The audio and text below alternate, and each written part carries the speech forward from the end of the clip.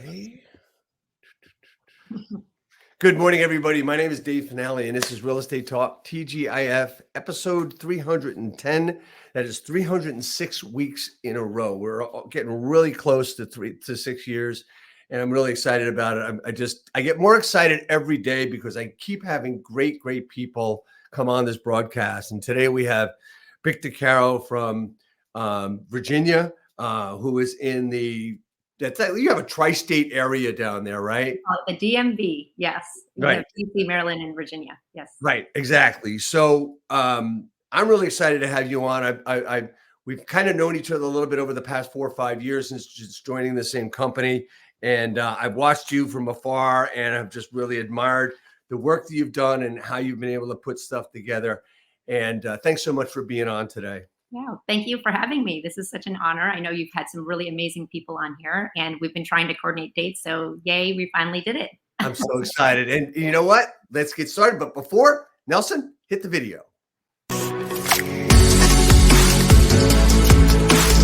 Real estate agents, are you looking to acquire clients consistently to grow your business and income for a great lifestyle? Well, this is Dave Finale, and I'm here to bring you the Real Estate Skill Builder broadcast, Real Estate Talk TGIF, brought to you by Real Estate Skill Builder and the Modern Agent team. And here we are. Sometimes we have technical difficulties, and sometimes I mess it up, and sometimes my team messes it up. And that's okay. We don't care because we're here. We're here to have fun, but we're also here to have conversations and give back to the community of real estate that we all belong to. Because so many times there's so many questions that a lot of real estate agents and professionals want to know the answers to. And it's like going into that big room of 500 agents at a seminar, and they all want questions answered, but they don't really want to ask them because they don't want to sound like the dumbest person in the room. Well, I will tell you that today I will be that dumb person in the room and ask the questions of the expert. And that expert is Vic Decaro. Again, thank you so much for being on today, Vic. Thank you for having me. I'm excited. So anyway, we're gonna start with one question, and we always start with the same question before we get started. And the question is, what does TGIF stand for? TGIF. Well, thank goodness it's Friday, right? Isn't that? Well, most people do believe that, but sorry, as far as this program is concerned, it's thank God it's finale. Oh, okay. I should have known that. Sorry. That's okay. That's okay. I mean, you know what? Not everybody gets it. Chet Black didn't get it, but you know what? Some people do. I mean, anyway, so it doesn't matter. So here's the thing, right? So you've been in this game called real estate, this business, and you've learned an awful lot. You've come from a place where everybody gets into real estate, but they come from different places. So talk to me about your journey. Where did you come from? Where did you start? And how did you get to where you are today? Okay, so I started at a very small independent brokerage. It was actually my brother's company. I got into real estate in 2000, so 24 years ago. So it's been quite a while. And when I first got into the business, back then there weren't a lot of teams. And so I got in, got my license, and was expecting to do a whole lot real fast. I left a well-paid salaried job. And within 6 months, I realized, wow, this is really hard. I'm not sure that I can do it full time. And at the same time, I was getting recruited into some other businesses. So I actually took another job while I was doing real estate in the beginning and built my portfolio from those folks that I was working with at that other company, which was mostly attorneys and executives at that company. So that was in the 2000 timeframe. And it took me 10 years basically to really kind of blow up my business. I was a top producer for the first 10 years, but doing under 10 million, as a solo agent. And then I started working with some online leads and started doing real marketing outside of just my sphere.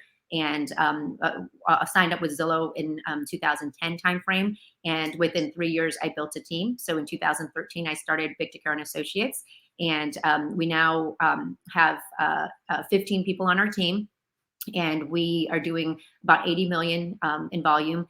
And when I first was doing the business, like I said, it was like 7 to 10 million pretty much consistently. And then grew to about 23 million before I really built the team. And now we're about 80 million. So, So okay, so you've come from a place of being, like we had talked the other day about being comfortable, and that comfortability kind of got you a little got you stuck because you got oh, right.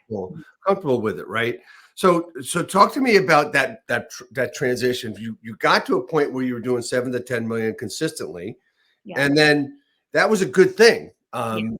Back in the first decade of this century, the 2000s, I mean, 10 million was a really a good Comfortable, number. good. I mean, it's not that it's bad now. It's just a Mhm. really good number. So you got comfy. What was the impetus for you to say, okay, you know what, I got to do better? Yeah. And I think really it was, it's really the clients, right? Our clients, because the business I was building was by referrals and people that I knew in my sphere, the word was spreading, and I did not want the level of service to go down and people referring more and more business to me. And I realized that, one person alone you can't really go that far. You can go fast. That little quote, they say you can go fast alone or you can go far with the team. So most of us our team leaders really didn't set out to be team leaders. We didn't really know that that was the direction we were going to go. I love selling real estate and doing all the business kind of myself at the time. So I was like, gosh, this is great. But I started to realize that I would get burnt out and my clients were not going to get the level of service. And so that's kind of what made me start getting out of my comfort zone of saying, okay, I'm going to do this alone. Now I need to start delegating, getting help. So I got my assistant, which is an administrative role. Right. First, I hired an executive assistant. And then from there, and that's always scary because that's a salary that now all of a sudden I have to pay someone's salary. That's their livelihood. Now they're depending on me to do that. And if I am not able to provide, obviously I'd have to lay them off or they quit or whatever, right? Their family is impacted by it. So that was a big, scary thing for me. The second scary thing was then, from there, as she's helping me build systems, we were getting better again, the systems happening. I needed someone else to help me. So bringing on either a buyer's agent or production partner. At the time, I didn't know that was what it was, but it's production partner. I brought on somebody else to join me to help me with all of my business. And, he did an amazing job. And again, the business continued to grow, but having two salaried people was a little scary. So that stepped me out of the comfort zone. And then I would say the next step of where I really grew was in 2019, between the time of 2013 to 2019, we started to build a very good business that was very comfortable doing around 40 million, for about 5 years straight. We were right at 40 million. But in 2019, I noticed that the market was shifting a little bit. My business was shifting a bit. And that year we ended up at 38 million. And that's when I said, okay, something's up here. My business, instead of 40 and going up, it's going to start going away. And it is a scary thing. I get pretty uncomfortable when I'm too comfortable. And I was a little bit too comfortable. And I said, it's time to make a change. And at that point is when I kind of took the huge leap of faith. I left my brother's company that I had been at for 19 years and joined EXP with the Fast Forward Movement Group. And, within 2 years, we grew from at that point, 38 million to 91 million. So we did 91 million. I want to ask you about a couple of different phases in your business as you went through the years, right? So we established the fact of 7 to 10 million and then 40 million, right? Mm-hmm. Was there a time in both of those instances, both of those time frames, that you did the business? And this is going to sound really strange and crazy, right? But when I was building my business and we were producing, we were building, I would always take a step back and have a smile on my face because you know what? I'm proud of what I'm doing. Mm-hmm. Do you think that was part of what maybe got you stuck from the comfy of the 7 to 10? Was that you're proud of yourself, and then all of a sudden you get to the 40 million and you feel good about what's going on, and all of a sudden it's like you're on this bicycle that's going and you're going at a great speed and everything's working, and all of a sudden, well, you know what, I want to do better. What pushed you to do better?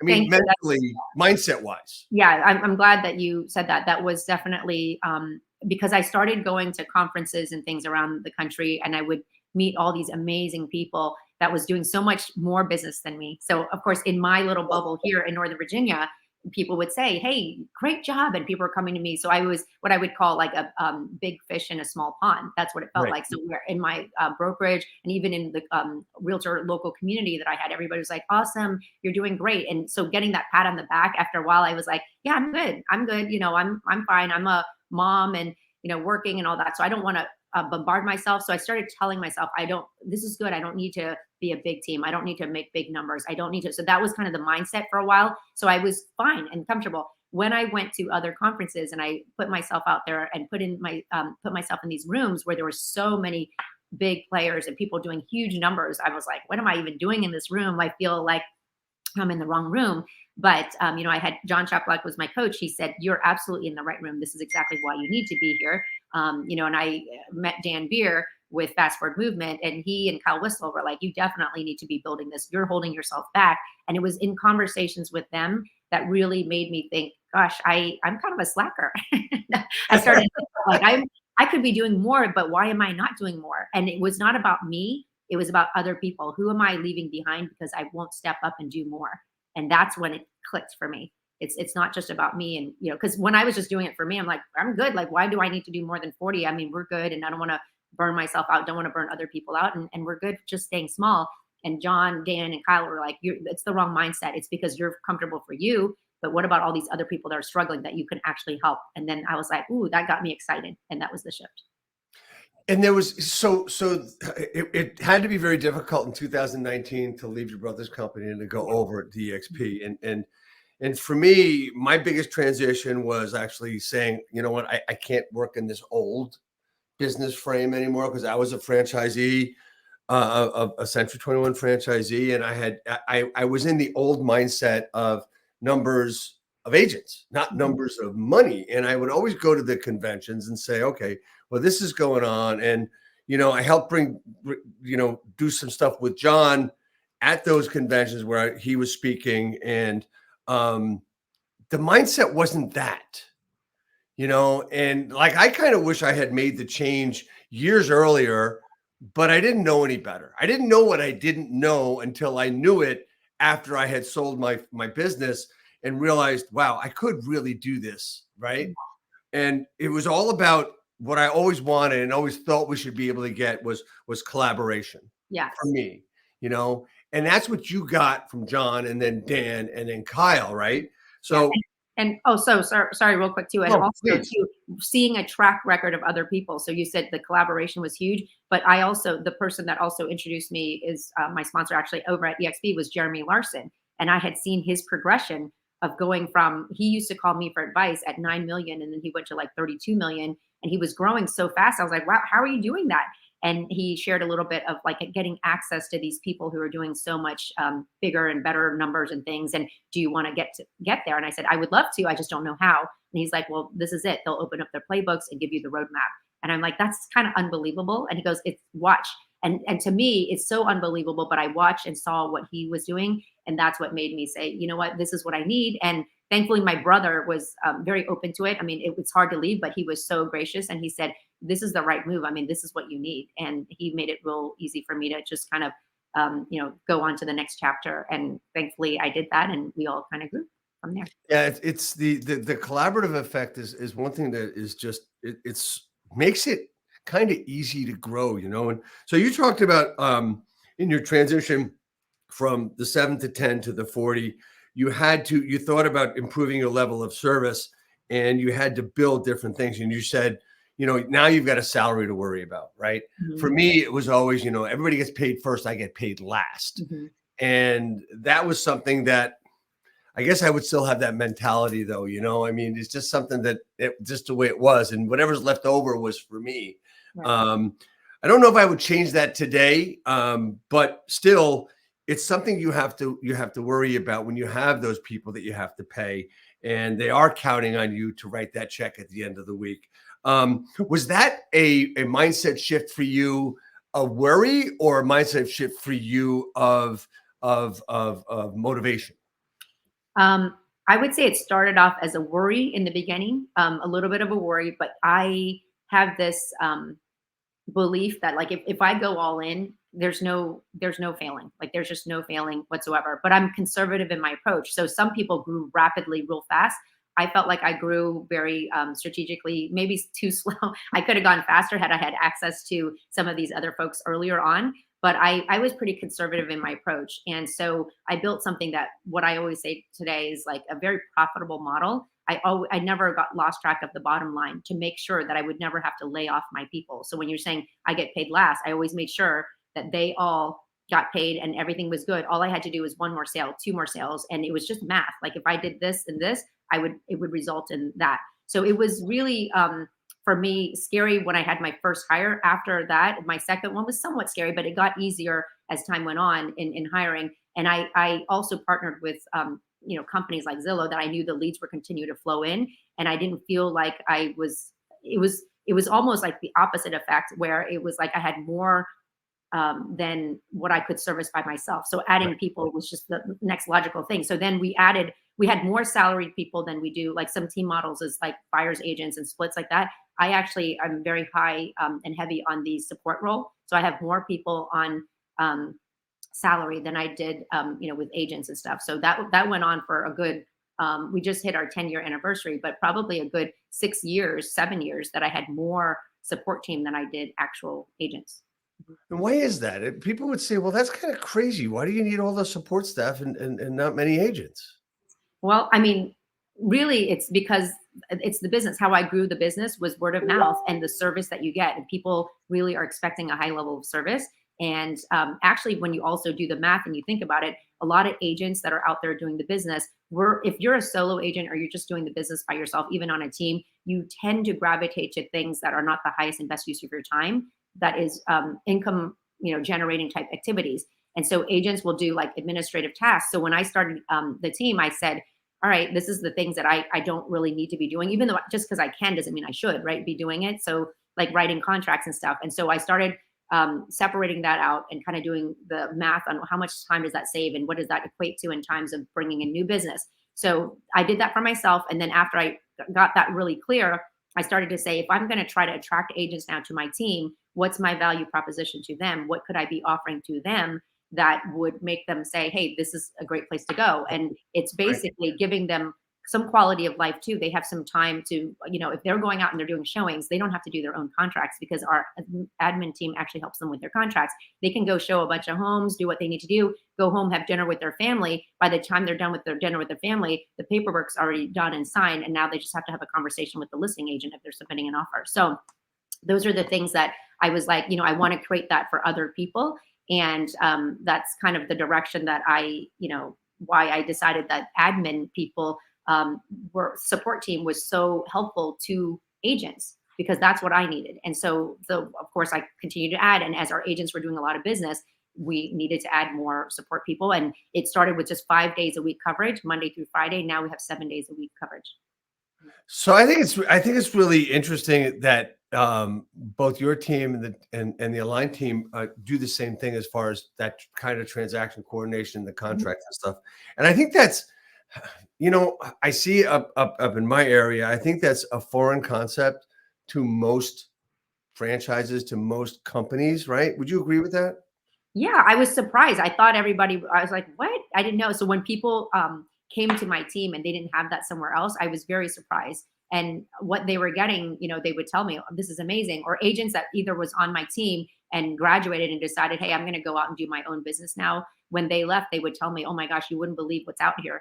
And, I'm sometimes so hyper-focused on what it is that I'm doing. I'm not really sure what everybody else is doing. So I would get that feedback, and I was very surprised that people didn't have that. One of the big things that I have, like I mentioned, I've been doing it for 10 years, is the production partner model, where in addition to buyers agents, I do have a person that works side by side with me. I actually have two of them that handles my sphere business, my repeat business, and we call them production partners. The actual title on the outside is Director of Client Services, but they help me with all of my production because as a team leader, CEO of the company, I'm in charge of marketing. I'm in charge of a lot of sales stuff. How do I go and do business the way that I could do if I didn't have this side-by-side person helping me? And that's, I have a production partner on the listing side and a production partner for my buyers as well. So for you, for your own production, you have a clone on one side and a clone on the other. Yep. Exactly. Right. So let's get into the nitty gritty of your business, right?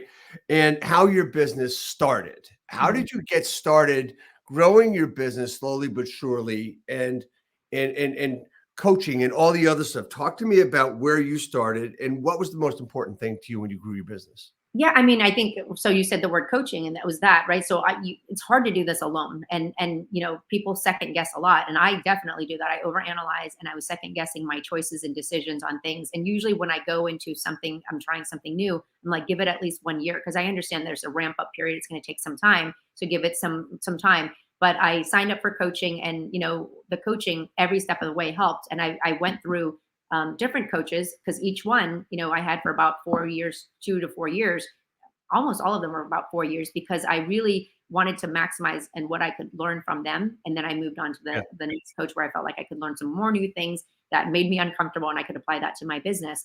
And so I also did that with our agents on our team is that I would bring them on and I would say, everything that I do, you just have to follow me and help me document. Because as a solo agent in the beginning, before I had anybody else join me, everything was in my head, right? And I was like, I need to get everything out of my head Yeah, in yeah. order to get help, because how do you delegate if you don't have everything out? So really, the best way to do it was have my assistant, executive assistant, follow me, copy everything that I was saying into like a document. Now you have like all these apps and tools to use, but back then it was like she'd have to type out everything that I was saying and doing, and she was like, just do a mind dump, and that's what I would do: brain dump, mind dump of everything that was happening, and then she would organize those thoughts into a process, and that's how we came up with our SOP, standards of procedures for various positions. And so we did that. And then with growing to the production partner, it was the same thing. It was like, you're an extension of me, and we need to make sure that this service to our clients is concierge level and white glove service, and they need to feel that. And we don't want them to feel like, oh gosh, Vic doesn't have enough time, so now you're just going to go be their agent. It's not that. It's an extension of me. So that's why the title was Director of Client Services. Is they're doing client services stuff, but I'm still the main agent on those transactions that I'm working on, because if it's my friend, my family member, or a past client, they're expecting to have some involvement with me. That's how we kept that going. And that model is very profitable because, with most, like if you just bring on a standard agent model is like 50-50 with the production partner, the risk is you pay a salary up front, but they take a smaller cut of the commission, and they are servicing. So think of, bigger companies out there, an account manager. They're an account manager, not an account executive, which is the salesperson. They're not the salesperson. I'm the salesperson. They're helping me service it.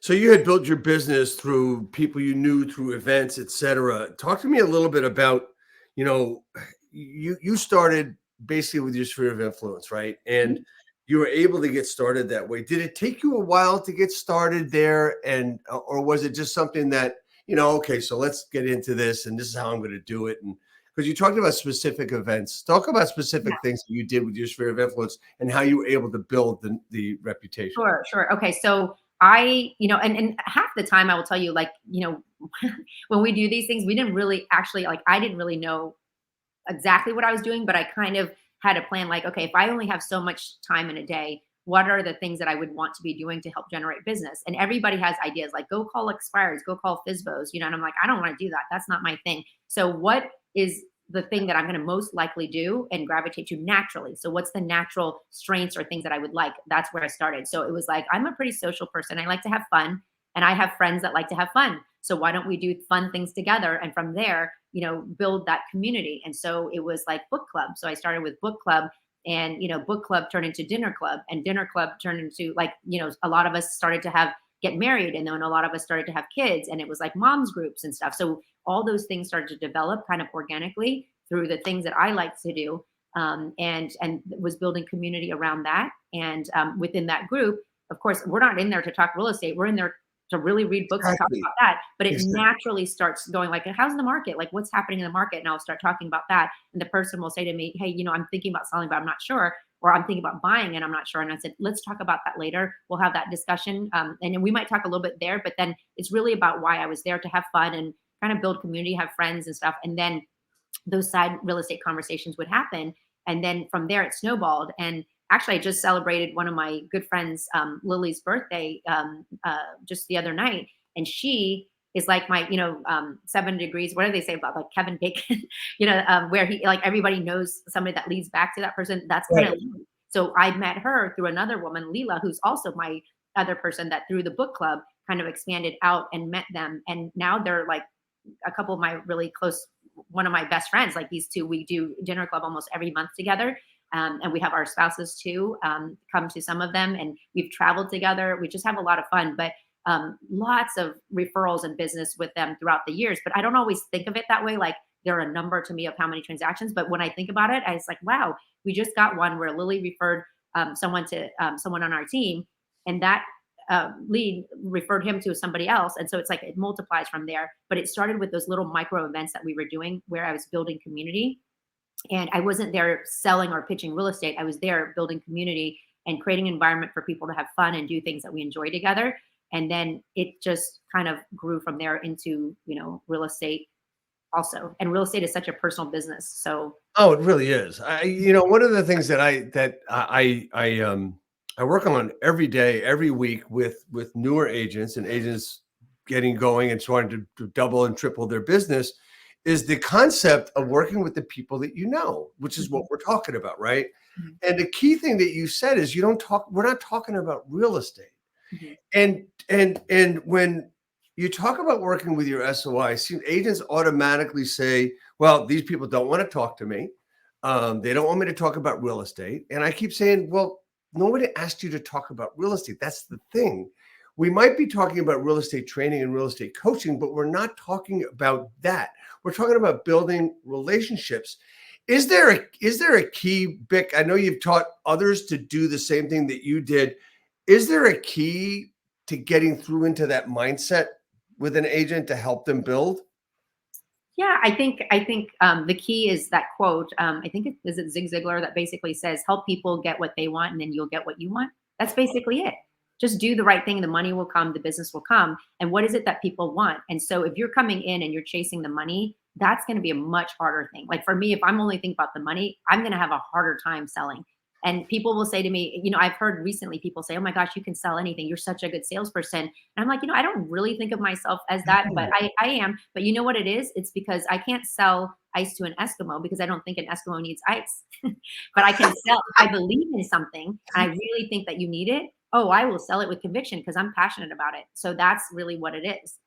Yeah. See, So but when we say good salesperson or you can sell anything to anybody, that's not what you do. What you do is that you build a relationship and get people comfortable with you, and you're talking to them like, not a salesperson. You're talking to them like you're talking to them like Bick. And for me, that is like one of the biggest hurdles I have to get through every day is, look, just talk to them like you would talk to your closest uncle or your sister or your brother or whatever. It all comes down to that. And Dave, when you're saying like the transition, if we're training agents or talking to people, like how do you transition, switch over? What I noticed was the agents would be like, when they get ready to do a call or go meet with someone, they're like, okay, I'm going to put on my salesperson hat. I'm like, no, throw that. You just be you. Do not switch who you are because now you're going to make calls or you're going to do this. You don't need to do that. Just be you. And then I had to break it down in even messages. I'm like, the emails and the messages you're sending out, all of a sudden you became formal. Do not be formal. Just talk like you're talking to a friend. When you write like you're writing in your diary. That's how people want to talk. So everything that you learned in school, back in the day, that's what they taught. Do not use emojis. I'm like, if you're an emoji person, I'm a huge emoji person, throw it in there. It might seem crazy, but all my luxury clients, they kind of laugh. They might not even use emojis, but I throw emojis all the time early on. And I think that that's the thing is it's just, you got to keep it personal because why? We're not in commercial real estate. We're in residential real estate. And it's a very personal thing. Yeah, you know what? But here's the thing. Most agents that I worked with, when you tell you this is how I want you to do it, this is the importance of it, getting to know people, building relationships, building that muscle of making the calls and talking to people and communicating with people. But they take on this feeling that they are a salesperson and they've got to talk that way. And then when they do that, they forget who they are, right? Exactly. So what I'm trying to do is take and when I say call people, talk to people, set something up, go have coffee with them, hang out with them, do what you used to do. Hey, let's go out for a drink, let's go out for dinner, and it's like they have to be this salesperson all of a sudden. So what I'm trying to get them to do is because they have a fear, right? Mm-hmm. They have this fear. The first myth I say of the sphere of influence is that you think that people don't want to talk to you. Right. I never said talk about real estate. Right, exactly. I want you to turn the fear upside down and just be a human being. Right. You Yeah, know? I think people just create situations in their mind that scares them out of not wanting to do things. And you know, I was guilty of it too, because if you're not really clear, you don't know. You know, you can feel that way, like, oh my gosh, people just think that I'm coming in to sell something. And I said, no, you don't come in and start talking that, but eventually the conversation leads to how's the market, and then you can be the voice of authority and the expert, and you can share a little bit. But it's best if you don't just keep talking about that. You switch back to whatever you are doing. And I said, isn't that the best of all worlds, that you can just go and enjoy yourself and not feel like you're working, and it just happens organically? That's better than saying, I'm going to this event, and in that event I'm going to get that person, and then all you're doing is just really going there to target you know, sales. That's not, and it's, Oh, people can feel that coming, and they'll start avoiding you. They don't want to deal with you. You know what I mean? So right. so don't ever, like, for anybody that's thinking about doing this, don't do it like that, and don't come in with business cards and hand it out. That's the worst. Like, I don't even have business cards. I'm like, don't do that. You basically come in and people will introduce, and oftentimes the question will be, what do you do for a living, or what do you do? And then you have an opportunity for a few seconds to talk about what you do, and that's it. I think it's what we talked about earlier about the oddity of what we do with collaboration, and a lot of companies don't get that. And I think it's the same thing here, is that we're trying to have, just, you know what, just talk to the people you know, because it's a lot easier to talk to people you know than to chase for sale by owners. I mean, look, you know, a lot of us got really good at doing that and having conversations. And when you get good at talking to the people you know and building relationships, the other thing is that you're able to talk to people you don't know Right. and find out what they're looking for. Let's face it, if you're calling up for sale by owner, what do they want to do? They want to sell their house, and they don't want to work with you. At least they don't think they need to work with you. Right.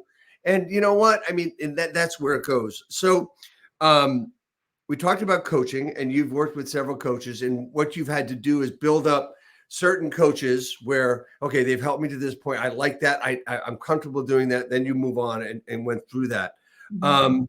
Is there a trick to finding the right person to work with? You mean in coaching? Yeah.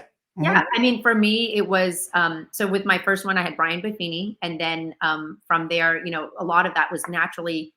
What I always do is I go straight to what's natural to you. Do that first and maximize what you can do there. So it's with Sphere, he's all about business by referral. So that was really already what I was doing. But then he gave me some systems, like the coaches that I worked with there. My coach was great, helped me kind of build systems and work through a CRM and start tracking and measuring, right? So that was the beginning stages of coaching for me. And then from there, I said, okay, what do I need to do that's uncomfortable? Because those things are comfortable. That's easy-ish for me, right? Like going out there dealing with people that Right. like me and know me and all Right. that. That's easy. But then it was the next step, which was then I hired Tom Ferry's group, which was, okay, they're going to teach me now to go outside of my comfort zone and shoot bigger. So when I went to coach with Tom Ferry, I went to a couple of their events first to kind of observe and see. I saw, it's always seeing other people where they are that you want to be. And I'm like, what are they doing? And what I saw they were doing, I was like, I have no idea how to do that. That's a little scary, but I need to put myself in that environment, be coached that way so that I can grow to the next level. So then I did that.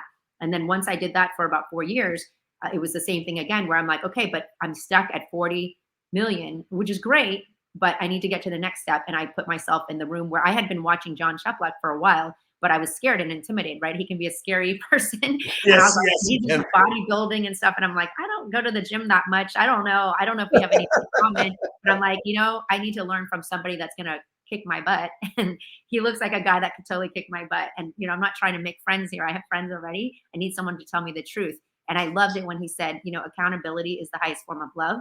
You know, it takes a lot more to be kind, which is to tell you the truth, even though the truth hurts, than to be nice and just tell you what you want to hear, because you're not going to grow that way. And I'm like, boom, that's it. That's the guy I need to work with.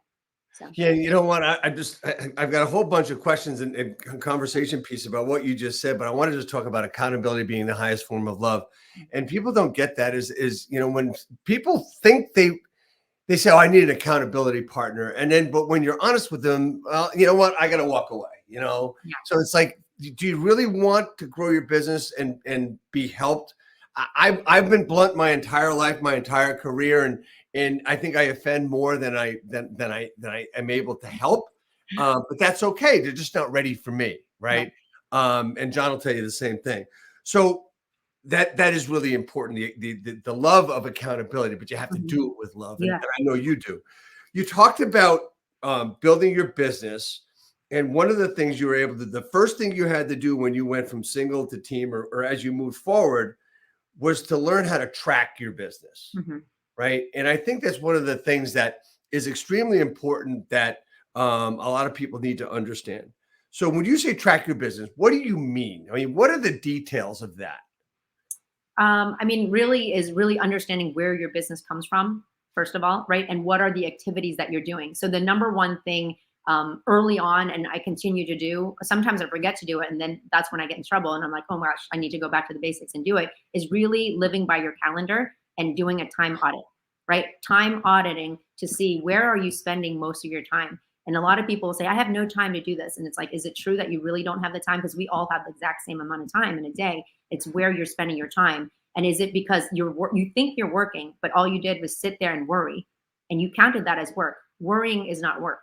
So were you actually doing some action thing that could move you to the next level or move that process along? And so when I do time audits, that was a huge help in understanding and helping me time block. And I still struggle with, today, because I'm doing a lot of different things, right? But I think that was a big piece of really drilling down on that. And then, so we measured that on where I was spending my time. And then the next piece is where the business is coming from. So, if I know the business is coming from there, well, I need to go get more of that business. So I need to spend more time doing that thing to get there. So let's say it's events. I always have loved events. So it's like, all right, well, we need to plan more events and do these things. And I would, in my mind, I'm thinking, I don't have the bandwidth to create all those events. So maybe, is there anyone I can partner with? So in 2011, I partnered with not a company, like it's a community group here in my local town called Celebrate Great Falls.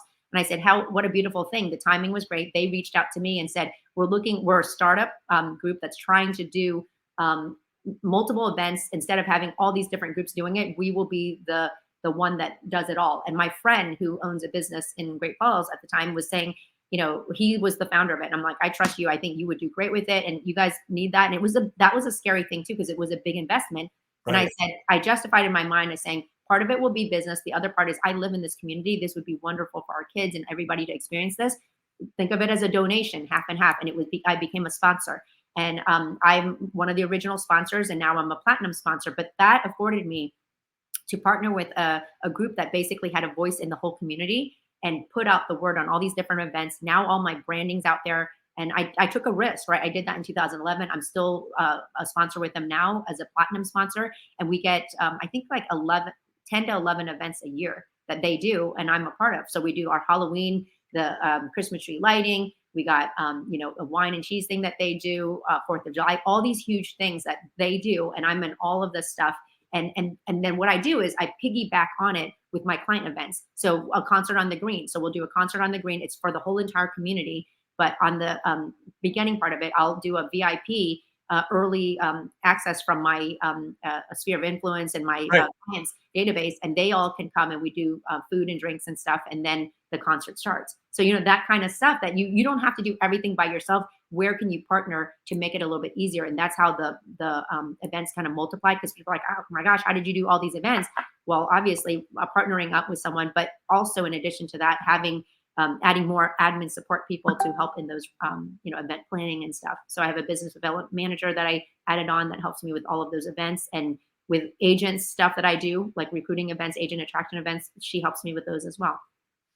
Yeah. So, I mean, one of the things you did that I love is you piggybacked your business events to the events that are going on in the community. And I think that's genius, because a lot of people say, well, what do I do for an event? And I always tell them, and I think this is good too, is, just say you're having a happy hour for the neighbors, whatever. And, most of them aren't going to come, but that invite is so important and so special, right? Would you agree with that? Exactly. Yeah. So half the time is like the invitation alone is already of value. And now with social media, you also have that exposure. You can show it online that you had this event. So the event itself is awesome. But the event alone is, if that's all you did, that's not even that great, right? Like if you did the event, you have an opportunity to then send invitations to a lot of people. Every single person now got a touch from you and realized that you're doing this. That was really great.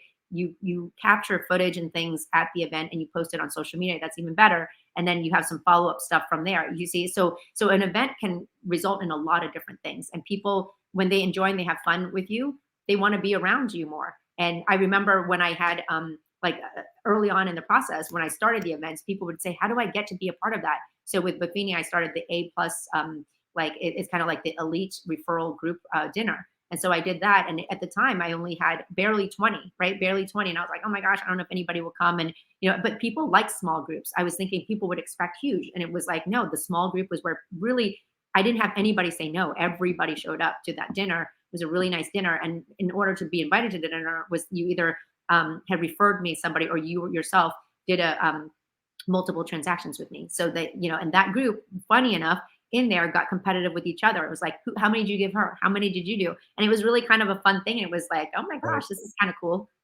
So we did that. And then, over the years, it's grown into much bigger groups that we have. So. Mm-hmm. So, I mean, this is really interesting and really important because we rarely talk about this topic. And it's really important for everybody to really rewind back to when she started talking about events, because that's where you're going to get some real gold nuggets on how to do it and really do it well. We've talked about your staff and at one time more admin people than agents and stuff. So I want to talk to you about something that's really important to you and what you've been able to do. And you mentioned it once already, but I really want to get into a little bit. We don't have a lot of time, but I want to talk about being profitable. Oh, right? okay. I want to talk about one of the things that you've been able to do through production partners, et cetera. And you've mentioned that too. So talk to me about how you've been able to integrate production partners and to continuously be profitable through your entire career. Yeah. So in a nutshell, okay, because I mean that I did a whole presentation on that could go 30 minutes, an hour, but I'll just say it real quickly, is that Sure. It's an extension of me. So it's business that I have regular agents on my team that have the regular splits and stuff, but the production partner is somebody that is salaried, and I'm willing to pay them a salary for them to then service all of my clients. That allows me to still be in production as a team leader, owner of the company, in charge of all these different departments. How the heck am I able to go sell houses, show homes, and do all of that and still do it well and do a lot of it? It's because of the production partner. So that person, if you think about a real estate agent and why people hire the real estate agent, what are the things that they're looking for? The key things they want is they want the experience, market knowledge, and negotiations, and marketing if they're in the listing side, right? So that's like really 4 key things. That's all. That's my responsibility in the job. Now, so service it all, I have production partners to help me. So the production partner could be helping me doing a showing. So I first get the lead in, and I work with selling the person on us and working with us. They say yes. The minute they sign with us, my production partner helps, shows the homes, does all that. When they want to get to negotiations, I'm back in to help them with the negotiations. But that's a quick phone call. That's discussing, looking through data and stuff. My production partner helps me gather the data. I analyze the data. We go through it, and then that's done again. So it's just little minutes of my time that someone else helped gather all the stuff. So if you think about like CEO, I don't want to compare myself to the president or anything, but like think about the president of the United States or someone like that. They have to go out and do a State of the Union. They have to talk about something. Did they go write their speech? They did all. No, someone else helped them gather all this stuff together. They have to analyze it. They need to know, and then they need to how to articulate it and put it out there and help the person come up with a decision or an opinion, right? That's what I do. But because of that, I'm not giving half of it away. So with a regular agent model, you'd almost like it's a 50-50 split. With this case, it's not. I pay a salary up front because they prefer to have salary. They're not usually closers or people that want to go out and prospect. So they're in this position where they want to help serve. It's an awesome position, awesome person. I love mine so much. I have 2 of them, and they basically help service our clients while I go and I help be the rainmaker. I get all that in, and I also help negotiate. I help close the sales. And then their job is just to service everything that I do. But as a result, it's small bonuses as opposed to 50-50. And it keeps me relevant because I'm also coaching other agents on my team. I'm in a production every day. I'm having conversations with buyers and sellers. So I know what's going on out there. So agents can't be giving me excuses and being like, well, the market's this. I'm like, well, I'm also out here doing it. And that's not really the case. That's you in your mind. So like it allows me to stay relevant in my coaching and mentoring of our agents. And it also allows me to not give up my sphere and my referral business. Because if I give up my sphere and my referral business and they form relationships with that agent that I gave it to, goodbye, I'll never see them again. And that's all lost business I gave away. So that's what I mean about profitable. It stays with me forever. It allows me to do what I love, which it all began with my love for helping people. It allows me to still be involved in that. But I just don't need to do everything from A to Z. I have people helping. And that's in a nutshell why it's so awesome. So I think that's fantastic. I mean, it's just there's so many things going on in my head and that I can't even organize them right now. But the question I'm going to have for you is to come at you from a perspective of an agent that's starting to build their business and everything else. And I would say, oh, look at Bick. I mean, she can afford to pay, 2 people to do her business for her. How can she make money that way? But you just said that it's not like giving it to another agent. First of all, I want to. By the way, I should clarify. I only recently got a second production partner. I started with just one for a long time. Yeah, I only got to the point where my production partner is, working so much. I don't want her to get burnt out. I added the second one. Yeah. So you continue to build your personal business and your personal production through production partners, and you're able to expand. You're able to still have fun doing it with the events that you do with your friends, etc.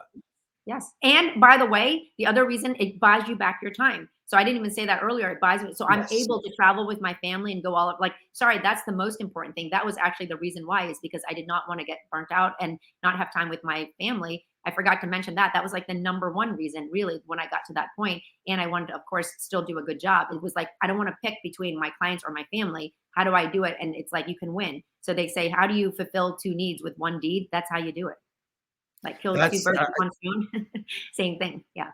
Yeah. Well, there's always going to be the question. Well, now I got to pay somebody to give them part of my money. Do I really want to do that? But look, I mean, it just makes sense. Just a couple other things I want to hit on, because these are typical things that I see a lot of agents go through. We talked about them the other day, and one is, you found yourself as time goes on, that I have found myself, and I think I still do every day. I get in my own way, right? We get in our own way because either it's that fear of not being good enough, or it's that fear of, well, I don't want to sound like an idiot, or it's all this stuff. And we get in our own ways, and then it's also, well, you know what? I'm not ready yet. That's the greatest one. I call it the disease of getting ready to get ready. And that is part of getting in your own way. I know you've noticed that, because it's simple. Anybody in this business has to have gone through that one way or the other. Talk to me about your instances and how you were able to break through and getting out of your own way.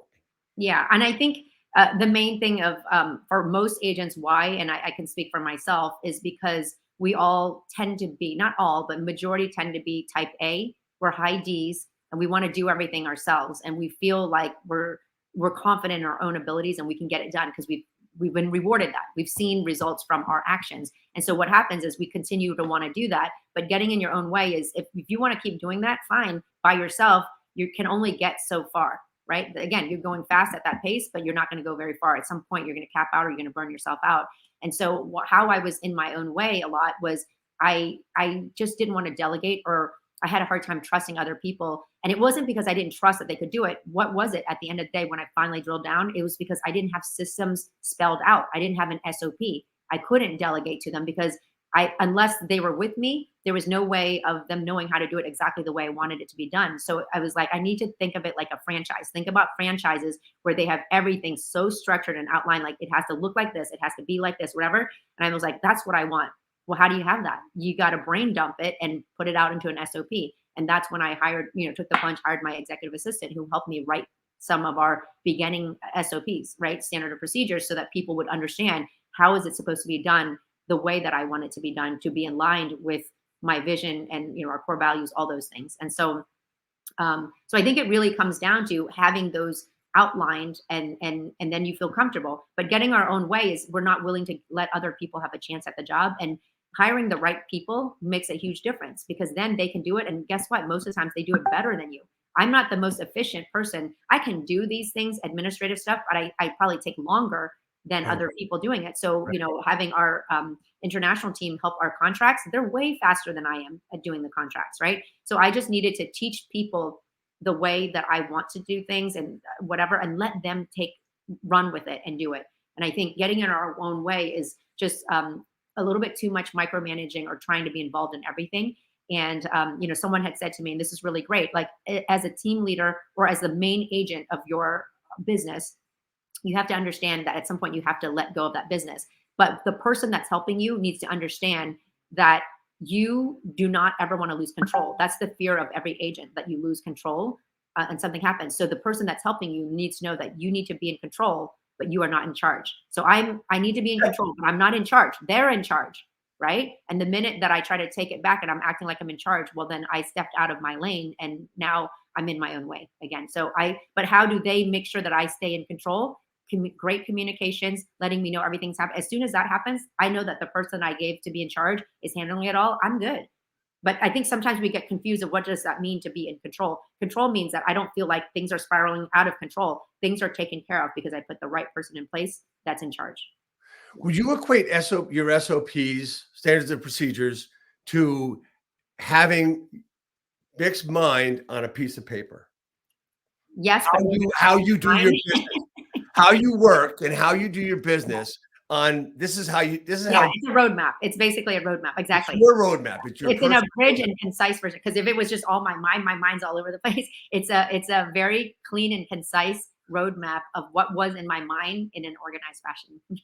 And I want to just explain that a different way, and correct me if it's not the way you're thinking. But I used to have I had an assistant for years when I had different businesses, and they would help me. If I got stuck somewhere, I knew I could trust them because they knew how I thought. Yes. They knew how I would make a decision. It took a while to get there. Yes. Right. This is spanning 40 years, Vic, right? Yeah.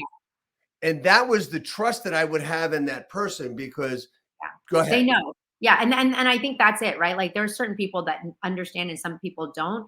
And it's a hard thing. Like it's almost not even trainable. Like you can train them and show them the way, but are they receptive to that? And are they willing to work it? Or are they going to resist and fight you? Whereas like the ones that I have right now are really great because they understand me. They give me grace and they understand like, this is the way she works. Oh my gosh, she goes so fast. Let her just brain dump everything and then they'll organize it out. And they also know when to bring up situations. Like they're not going to bring it up and call everything a fire, because then we're just never going to get anything done. So they know to organize it out and work in a way that they understand me as a team leader. I'm always throwing stuff at them. I have a whole bunch of different things. I have all these great ideas. I have all these things I want to do, but they have to then just break it out for me and organize those thoughts in a way that we can still be productive and implement something as opposed to just a bunch of great ideas that we never get off the ground. Can you just consider yourself more of a visionary than actually an integrator? So definitely. I would say that the weird thing about me and why it was so confusing and hard for a long time is because if you ever, the DISC profile, I'm high D and I, but S and C, I'm also high, almost even across. So it's kind of like that person that could do almost all of these things, but I'm higher D and I. That's where I was getting in my way because I'm also an S and a C. A person that's low SC is willing to give it up easier. I had a hard time giving that up. And I was so controlling of that because I was also high SC. That was weird. And so, but yes, I am definitely more of a visionary than I am an integrator. Well, it sounds like it. And this has been really interesting. I just got a couple more things. One of them would be, we talked about getting in your own way. We talked about systems and processes. You've got someone that wants to come in and they really want to scale their business. If there was one thing you could say to them to do, what would it be? Oh my gosh. So at what level? So, I mean, I think it's different for depending on what level they're at. They're not a beginner, but they're a middle level. Let's say 5 million, 5 to 10 million. They want to really scale. Okay. So I would say someone that's at 5 million, what I would do is go through and really get clear on what it is that you want to do. Because sometimes we're just doing stuff because everybody else tells us to do it, or they're like, this is what I think I need to do. They need to get really clear on what are their goals and why are those goals what those goals are, number one. Number two is then really understand that are you doing the activities that will lead you to those goals? If not, you need to figure out what those activities are. And I would say anybody that's in that role needs to be around the right people or hire a coach to help them. Because you know what, if you're trying to do it by yourself, yes, you can, but you're probably going to take a longer time going. So I would say for somebody like that in 5 million, they need to be really understanding what their goals are and then aligning it to their activities. Okay. So I know that's kind of broad, but like if you're just saying going out to do transactions, go do open houses, go do, there's all these things, go create an event. But the reality is getting to clarity of why you want to do what you're doing. And then knowing the math behind how you would get there is huge. And I don't think people take the time to do it. They're just running around like popcorn agents and just doing whatever, like everything, like the shiny object that comes. And I think that becomes scattering and nothing ever sticks because they're just all over the place. Pick like just a few things and go in really hard and do it really well. Do you think a good coach's ability to keep people clear on their goals is the right way to go? 100%. I mean, I'm all about that. I mean, I have coaches in everything that I do. You know, I have a coach also in personal, like for tennis and golf and all that fun stuff. Like if I want to get better at these things, I need to go to the clinics. I need to actually take classes. If not, you're just kind of putzing around and just doing and seeing what happens and what sticks. I think that is so important in life and everything that you do. And yeah, I mean, I firmly believe in it, and I have coaches on a lot of different things. Are you competitive? Yes, can you tell? I am. But you know, the funny story that a lot of people don't know is I've always been competitive, but I'm not natural. Really, people say I'm natural, so I'm not natural at a lot of things. So one of the things is, and I'll post a lot about it, is about my tennis and my golf, because I was the kid that was never really that athletic. And people might look at me and think, oh yeah, you know, she's not overweight or whatever. She's probably, and I'm like, no, I wasn't. I was like the kid that nobody ever, they kind of looked at me as weak, like a weak person. I was not very muscular. I was not, so I didn't get picked to be on a lot of like PE teams and stuff. And when there's team captains, so I didn't get picked. So I was always the underdog.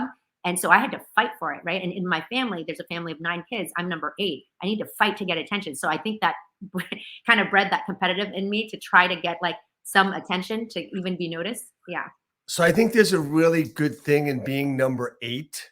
Do you know why I say that? I'm number 8 of 8. Oh, okay. So you're the youngest. I know. I wanted to be the youngest, and then my little sister was born. I just tell my brothers and sisters that, you know what? I mean, you can say all you want about how great you are. I says, Mom and Dad quit when they knew they got it right. Anyway, so I want to thank you so much for being on this broadcast today. It's been a lot of fun, and honestly, I mean, it went very fast, and I want to thank you for that. But I have 2 things really quickly. One is a question that I ask, and it's really important to me to ask this question: how can I help you grow your business? How can you, Dave, help me? Well, you can spread the word about, you know, our discussion today and let people know. I'm down in Northern Virginia, DC market. If anybody's ever looking to buy or sell, or knows anybody that is looking to buy or sell down in our area, would love to help. In addition to that, I love changing people's lives and helping agents grow. So I am also, you know, adding to my team. I am actively looking for a sales manager right now for our team at Decaro & Associates, and looking for agents that want to grow their business. We have tons of leads, and we have tons of training and mentorship. And so, you know, spread the word that way. I would love that. And in addition to that, you know, yeah, follow me on my Instagram and Facebook. Instagram is, I see you have it on the screen there, is at Vic Decaro is my Instagram, and would love to connect with you guys out there. Yeah, we also have Vic's email, phone number, and website scrolling on the bottom. I want to thank you so much for being on, and we will definitely do all of that. And last but not least, it's the hat. So you heard everybody else was getting a hat. You said, I got to get my hat. Thank God Dave asked me to be on. That's what I heard. So anyway, I want to thank you so much. I want to thank you so much for being on today. Next week, we have the great Kevin Kaufman, who's the co-founder of Group 4610 Network. So he's going to be on, talk about different things that you haven't heard before, and some stuff you have heard. So I want to thank you again, Vic, for being on, and just stay on at the end for the end real quick. And thanks everybody for coming on, and we'll see you all next week with another great episode. Hit it, Nelson. Thank you. Bye, everyone.